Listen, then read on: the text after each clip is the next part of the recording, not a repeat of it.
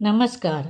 आज मैं सुना रही हूँ सूर्यबाला जी की कहानी बहनों का जलसा के आगे की कहानी। इसके आगे की कहानी भाग 1 में सुना चुकी हूँ। अचानक गाड़ी एक तेज धड़धड़ाहट के साथ पुल पर से गुजरने लगी।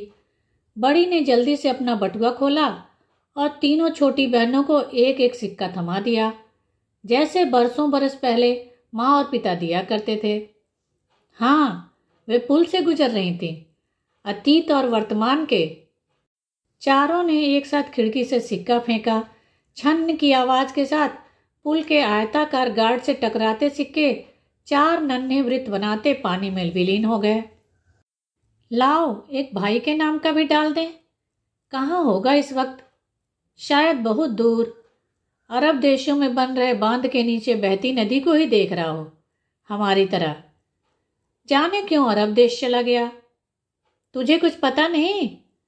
मकान पर कर्ज बढ़ता जा रहा था। समय रहते कर्ज पर काबू करना था ना उसे। माँ की बीमारी वाले कर्ज का क्या करता वो? अरे, भाई के नाम का सिक्का तो डाला ही नहीं। लेकिन नदी तो गुजर गई, दूसरी आएगी। इस रास्ते में 3 नदियां आती हैं, गंगा, गोमती और घाघरा। तुम्हें कैसे मालूम बड़ी? हम जब भी इस रास्ते से गुजरते माँ बाबूजी बताते। तुम्हें बाबूजी की याद है? ले, मैं तो 13 की थी और इस रास्ते से तो हम हर साल 6 महीने पर गुजरते। हम सब भी? हाँ, लेकिन बहुत छोटी थी तुम दोनों। हम सब साथ साथ, यही शहर, रास्ते, नदियाँ, बनारस, इलाहाबाद, मिर्ज़ापुर, जौनपुर, गंगा, यमुना, घाघरा, गोमती। अच्छा बड़ी, तुम छोटी थी तो कैसी दिखती थी? ले, तूने बड़ी की वो बचपन वाली फोटो देखी नहीं? लेसदार फ्रॉक, नन्हे नन्हे बूट, हाथों में जापानी गुड़िया और सर पर फूलनेदार टोपा नहीं? ही। हाँ, बड़ी गर्व से बोली। तब तक अकेली मैं ही थी ना। यह मंझली गब्दुल्ली तो मुझसे 5 साल बाद पैदा हुई। तो जरा छींक आई, जरा हिचकी भी ली मैंने की तो हल्का मच जाता। डॉक्टर, वैद्य, डीठ, डिठौने, राई, मिर्चें उतारे जाने लगती। उस जमाने में भी मेरे लिए मर्तबानों में बिस्कुट टाफियां रखी रहती थी कि कब किस चीज़ की फरमाइश कर बैठूं। लेकिन तुम कुछ खाती ही नहीं थी ना। जब देखो हम छोटियों के सामने भी अम्मा तुम्हारी ही चिंता में हलकान। दुष्टनियों, आपस में छीन झपट कर सारा कुछ खा जाती हो। यह नहीं कि जरा बड़ी बहन को भी। वाह, वह खुद क्यों नहीं खाती जैसे हम खाते हैं? वह भी खाए। तो अम्मा बड़े लाड़ से कहती, वह कहाँ खा पाती है, चिड़ियों के बच्चों से टूंगती है। एक आध बार तो इतना गुस्सा आता कि चलो हम भी नहीं खाते। देखें, अम्मा हमें भी बड़ी की तरह खिलाती हैं। लेकिन घंटे आधे घंटे बीतते न बीतते हम वापस भंडारे से आंवले के मुरब्बे निकाल रहे होते। सच में बड़ा गुस्सा आता था तुम पर लुट्टे लाड़ को देखकर। नहीं, बड़ा अच्छा लगता था, बड़ा मजा आता था। जानती हूँ, क्योंकि तुम सब भी तो उसी लाड़ में शामिल होती गई। तुम सबको एहसास भी है इसका? हाँ बड़ी, है इसका भी कि हमारी माँ, हमारे पिता कभी उदासे नहीं हम बेटियों को देखकर। उन्होंने हमें अपने लाड़ से इतना पूरा कर दिया, स्नेह दुलार की इतनी भरपाई कर दी कि हम पूरे जीवन अघाए रहे। जीवन में आने वाले सारे दुखों दुरापदों को सह लड़ ले जाएं। वह स्नेह हमारे जीवन की बावड़ी पर स्निग्ध तेल सा उतराया रहे। बाकी सारी धूल धक्कड़ तलछट होती चली जाए। लेकिन आज तू सिर्फ अपनी बता बड़ी, अपने दुखों, अपने दुरापदों की। कहाँ सह ले गई, कहाँ लड़ ले गई? अपनी बावड़ी की बता। तुझे नहीं मालूम? माँ हमेशा सोचा करती थी, पर हमारे पूछने पर कुछ भी बताया नहीं कभी। माँ की तो आदत ही थी परेशान होने की। चलो, रात छिड़ती आ रही है, कब से खाया नहीं तुम तीनों ने? नहीं, हमें बिल्कुल भी भूख नहीं है। तुम बहका रही हो। आज बताओ बड़ी, हम फिर न जाने कब मिले। क्यों छोड़ दी थी तुमने कोठी? क्यों त्यागा? राम जगह सीता ने राजपाट, सारी सुख सुविधाएं। सुख नहीं, सिर्फ सुविधाएं। और सुविधाएं सुख या दुख का कारण नहीं हुआ करती। तब फिर कारण? कारण बाहर से ज्यादा हमारे अंदर ही हुआ करते हैं रे।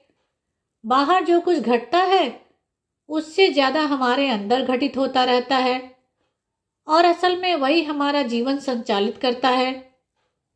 तो बस समझ ले, मन हटकर बैठा कि अब बहुत हुआ, अब इस हवेली में रहना नहीं हो पाएगा। मोह माया त्यागने की घड़ी आ गई। यूं ही नहीं, प्लीज बड़ी बुझौलियां मत बुझाओ, ठीक ठीक बताओ, एक एक शब्द। मुश्किल से हम साथ हुए हैं, सिर्फ हम चारों। यह समय सिर्फ हमारा है और रात बीतने के साथ फिर छिन जाने वाला है। तो बताओ बड़ी, ठीक ठीक, कब, कैसे? बस ऐसे ही। किसी जलसे की शाम बैठक खाने से आवाजें आ रही थी, अपने अपने खानदानों की खूबियां बखानी जा रही थी। राव उमराव सिंह की आवाज बुलंद हुई, हमारे यहाँ तो हमारे बेटे की पैदाइश पर बंदूकें दागी जाती हैं जनाब। बकायदा ऐलान किया जाता है खानदान के नए वारिस की पैदाइश का।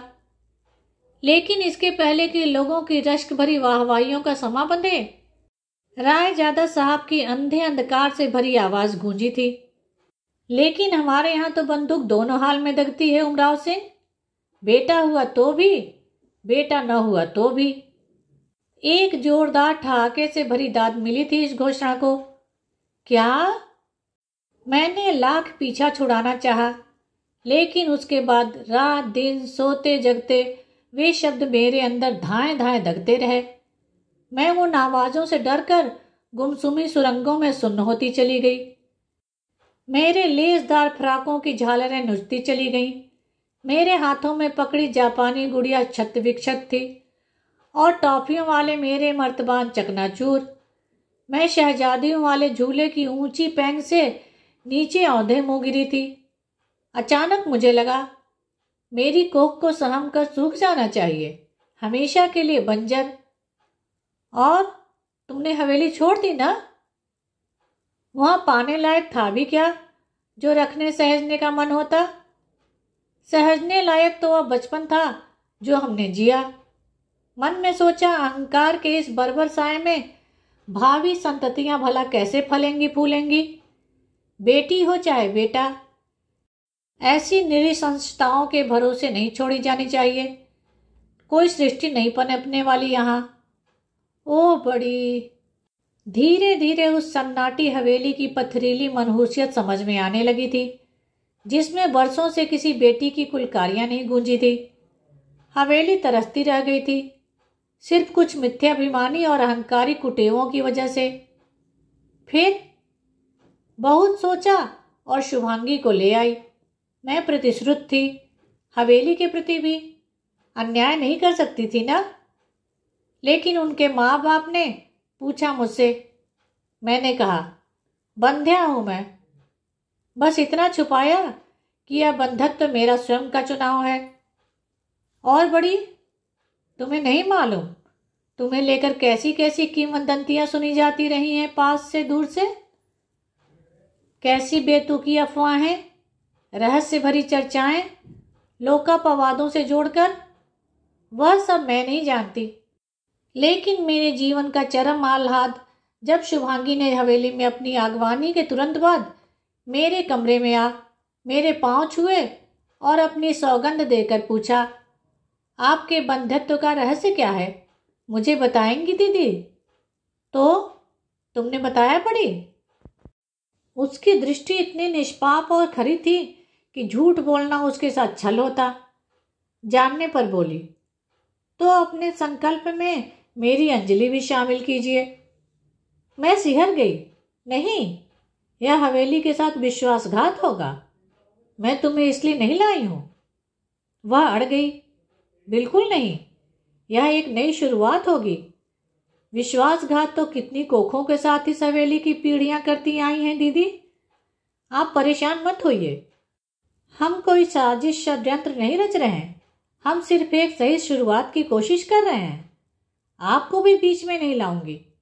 आपने तो बोतल से जिन्न बाहर निकाल दिया, अब उसे उसका काम करने दीजिए। लेकिन निर्णय की घड़ियों में आपके पास ही आकर पूछूंगी। हुक्म मेरे आका। सांस रोककर सुनती तीनों बहनों का सब्र जवाब दे गया। लेकिन लोग कहते हैं उन पर बहुत जुल्म हुए, उन पर बंदूक भी चली। नहीं, वह तो हवेली का भाग्य पलटने आई थी, अपना काम पूरा करके गई। जो मुझसे कहा वह करके दिखाया। दांतों तले उंगली दबाकर लोगों ने उसका न्याय देखा। जैसे नियति को अपने वश में कर अपना चाह करवाती गई। प्रारब्ध का हर खेल उसके इशारों पर। कैसे बढ़ी? एक करिश्मे की तरह, जो किसी ने सोचा तक नहीं था। पहलौठी के बच्चे जुड़वा, एक बेटी एक बेटा, और उसमें भी बेटी तो आसानी से जन्म गई, लेकिन बेटे की नाल फंसी रह गई। सारी तहसील के डॉक्टरों का जमघट लग गया था हवेली में।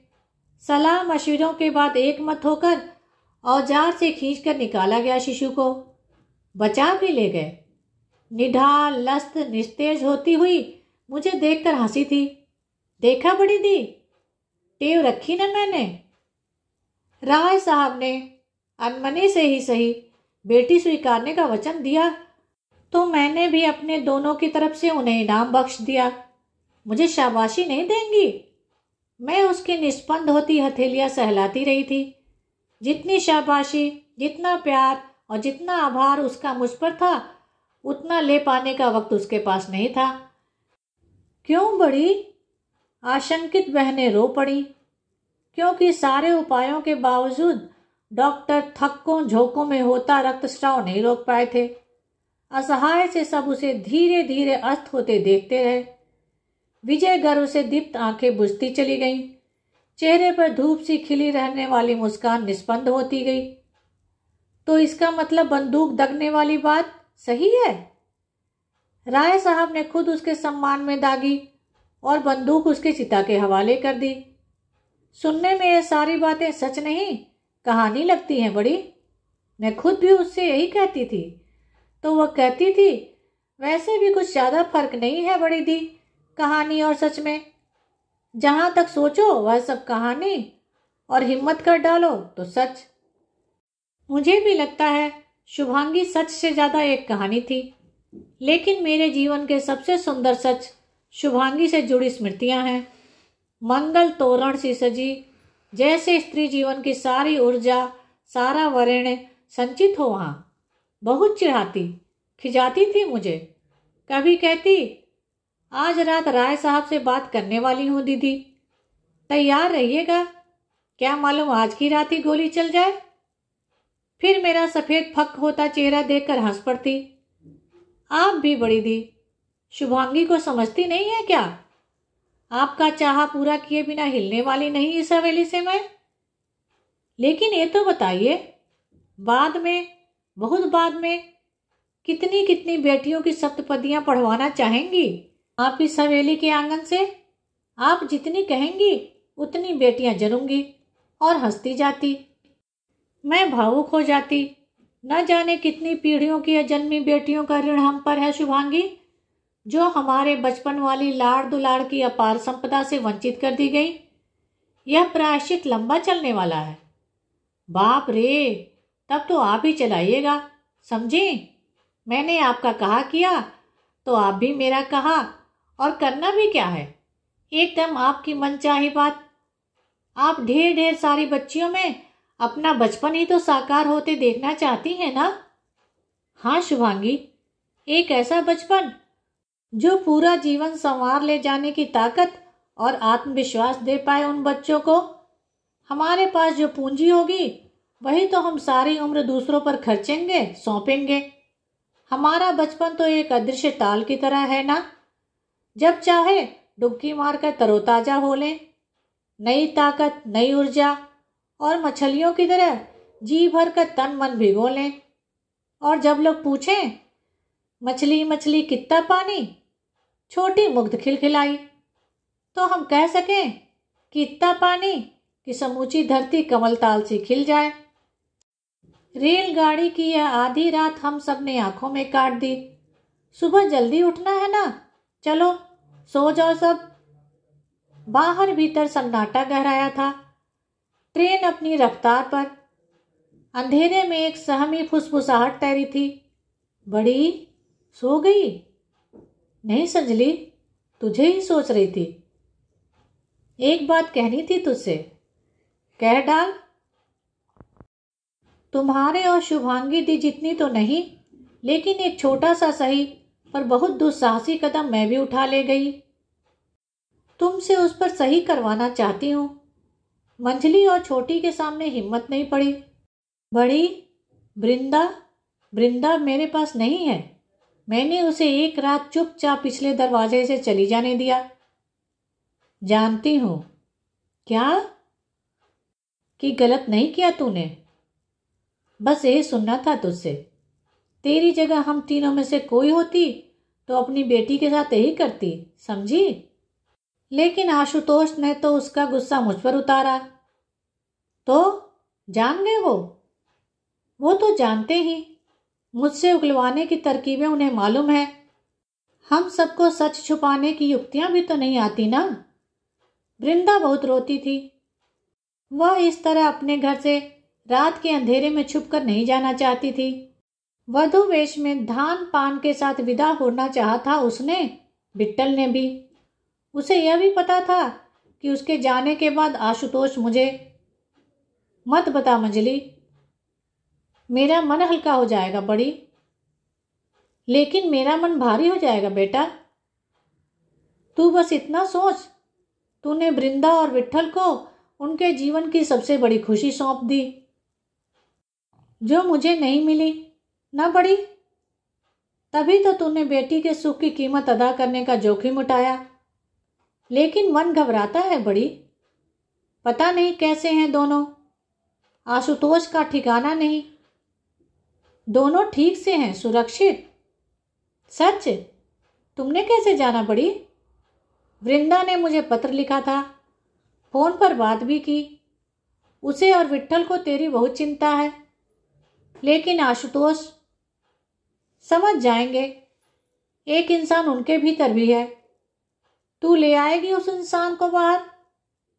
सो जा अब। सुबह की उजास फूटने से पहले ट्रेन किसी स्टेशन पर रुकी। मंजली ने खिड़की से बाहर झांका। अंदर एक हॉल सी उठी। उमेदपुर आ गया। क्या? बाकी तीनों बहनें झटके से उठ रुआसी हो आई। इसका मतलब कुल 3 स्टेशन बाद मंजली को उतरना है।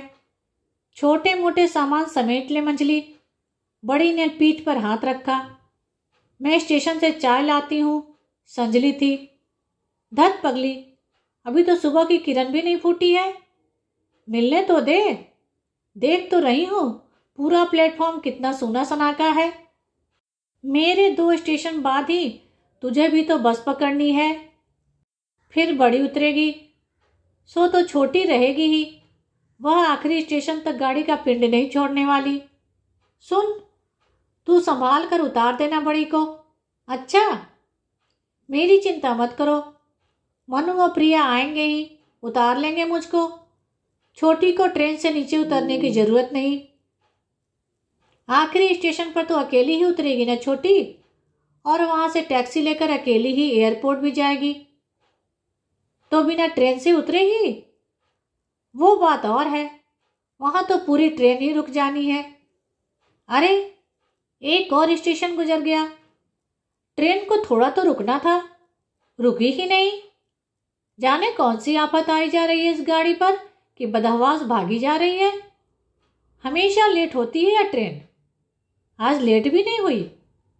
कल तक हम चारों अलग अलग अपने अपने ठिकानों पर होंगे। फिर न जाने कब। अचानक छोटी बेसब्र हो बोल पड़ी, बड़ी बोल। बड़ी ने प्यार जताया। अगर हम इस गाड़ी के इंजन को पीछे की तरफ लगा दें तो यह ट्रेन उल्टी चलती जाएगी ना, और हम सब ऐसे ही बैठे रहेंगे साथ साथ, कभी अलग नहीं होंगे। अरे वाह, शाबाश छोटी, क्या बात सोची है तुझे। चल हम चारों बहनें इस गाड़ी के कलपुर्जे तजबीजते हैं और ऐसी चाबी घुमाते हैं कि हम चारों हमेशा हमेशा ऐसे ही रहें। वे सब आखिरी बार एक साथ उन्मुक्त हंसना चाहती थीं कि स्टेशन आ गया। उतरने से पहले वे चारों एक साथ गलबहियों में प्रार्थना के गुंबद की तरह जुड़ी, फिर अलग अलग हो गईं। गाड़ी धीरे धीरे खिसक रही थी। निर्जन प्लेटफॉर्म पर मंजरी अकेली अपने थैले के साथ खड़ी थी और ट्रेन के दरवाजे पर सिर से सिर जोड़े तीनों बहनें एक टक ओझल होने तक उसे देखे जा रही थीं। धन्यवाद। मेरे चैनल को लाइक करें, शेयर करें और सब्सक्राइब करें, जिससे सभी कहानियाँ आपको समय पर मिल जाएं।